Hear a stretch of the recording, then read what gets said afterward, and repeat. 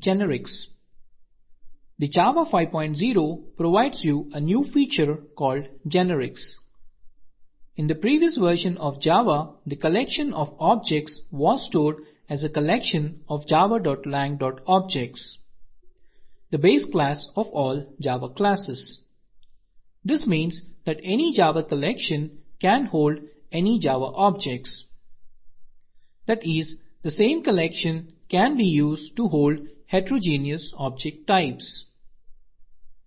A collection of heterogeneous objects could result in a bug.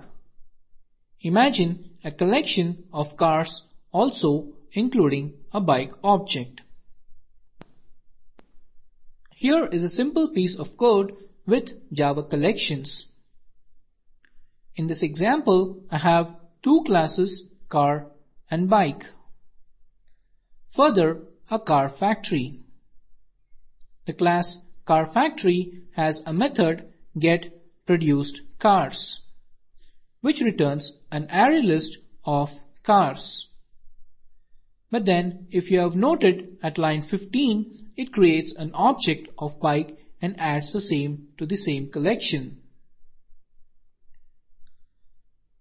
This is what the problem that I was just talking about. Generics allows a type or method to operate on objects of various types while providing compile time safety. This implies that if a given collection tries to hold heterogeneous objects, the Java compiler throws a compile time error. For example, if the previous sample code was implemented using the generics framework, then the compiler would have thrown an error at line 16 where I added an object of class bike to the collection of car objects.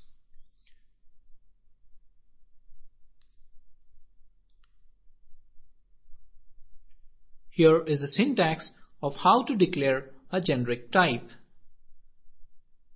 Parameter P represents the type of element stored in the list.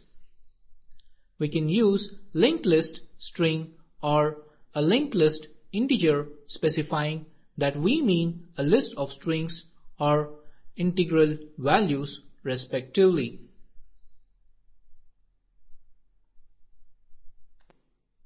As discussed, non-generic Java allowed heterogeneous collection of elements, that is, a mix of objects of different types, such as cars and bikes.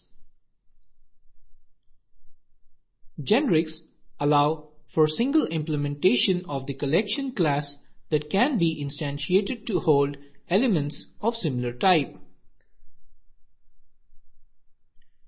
For example, here I am instantiating a list as linked list integer list equal to new linked list of integer. Further, I can add only integer values to such a list type, saying list.add 7, which is a find statement.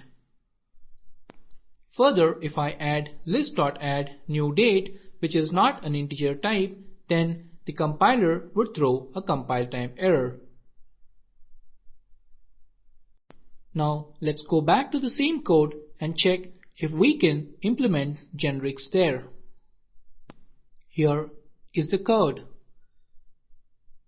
Now I have implemented a collection of type car and then an array list of type car. Having done so, I get a compile time error at line 16 saying cannot find symbol method add temp.bike. Now this is how generics ensures that a particular type of collection only is maintained. Type-specific generics. As per the rules of type-specific generics, the parent instance cannot hold the reference of a child object. This is slightly different from the normal Java implementation.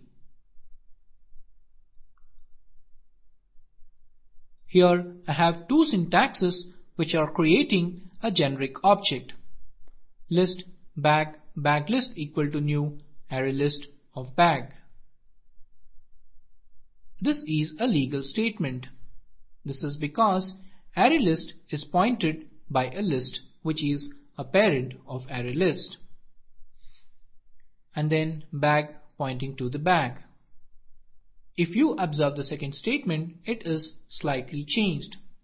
List bag list equal to new array list of handbag, where handbag is a child of bag. Here, though list is a parent of array list, but then handbag is not equal to bag. It is a derived object or a derived class of bag.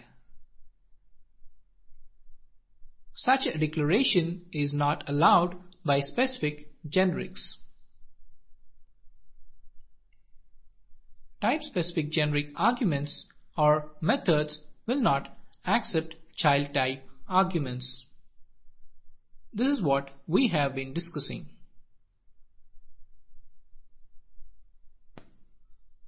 This implies that methods will not return a child type and throw a compile time error. Generics and wildcards. Wildcards are used in situations where you want to pass child or subtypes to do read-only operations, and sometimes any super or parent type to perform read or write operations. A wildcard describes a family of types and are of three kinds: void method 1 list extends bag. This implies that the method 1 can accept a collection of list which could be of bag and its subtypes. However, such a collection accepted can be only used for read-only purposes. Here is a second syntax. In this, it is void method 2 list super bag. This allows any bag and also its supers to perform both read and write operations. And the third kind is of type ? This implies that only a read-only access is provided to all objects. For examples, please refer the Java Virtual Guru.